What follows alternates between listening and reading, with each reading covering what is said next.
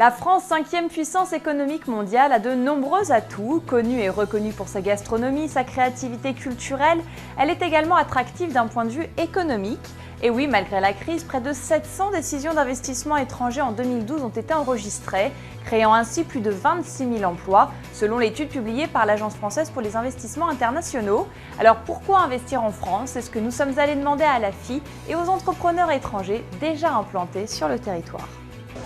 We decided to come and invest in France because France is one of the major European markets which we have to expand our business here in Europe.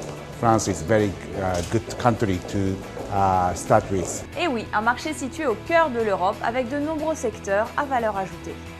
En 2012, parmi les principaux secteurs à valeur ajoutée qui ont fait l'objet d'investissements, nous avons les logiciels et les prestations informatiques, les machines, équipements mécaniques, l'agroalimentaire, les matériels aéronautiques, l'agriculture et la pêche, le conseil aux entreprises ou le transport et le stockage. Vous voyez qu'ils sont nombreux et qui sont de nature à intéresser tout type d'investisseurs étrangers.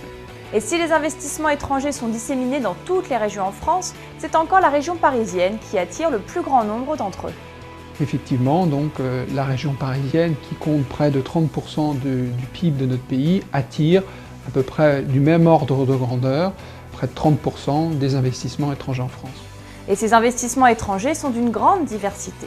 Nous avons 40% des investissements étrangers qui résultent de deux nationalités, les Américains et les Allemands. Et nous avons de plus en plus également, il faut le noter, des entreprises des grands pays émergents, des BRIC.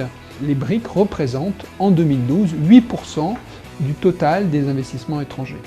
En 2009, le groupe américain Intel décide de s'implanter en Europe. Écoutons sa représentante nous expliquer les raisons de ce choix.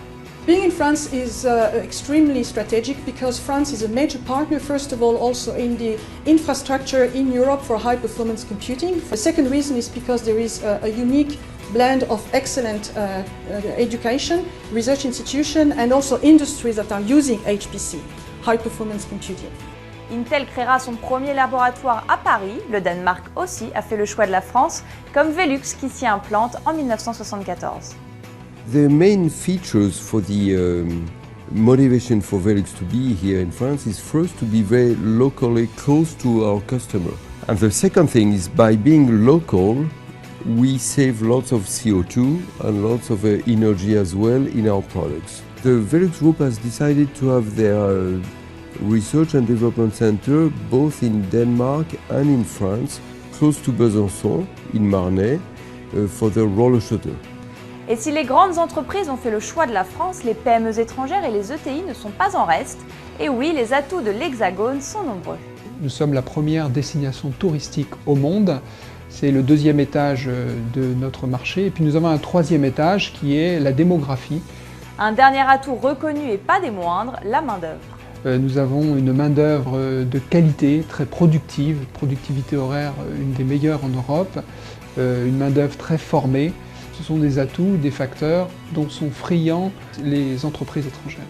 Des atouts, mais un coût d'implantation global qui en effraie certains, peut-être à tort.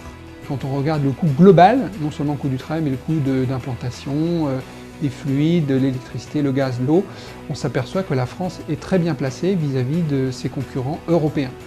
Et afin de rassurer les investisseurs, le Pacte national pour la croissance, la compétitivité et l'emploi, annoncé par le gouvernement fin 2012, a prévu que 5 dispositifs, parmi les plus utilisés par les entreprises françaises et étrangères, puissent être stabilisés pendant la mandature, c'est-à-dire jusqu'en 2017.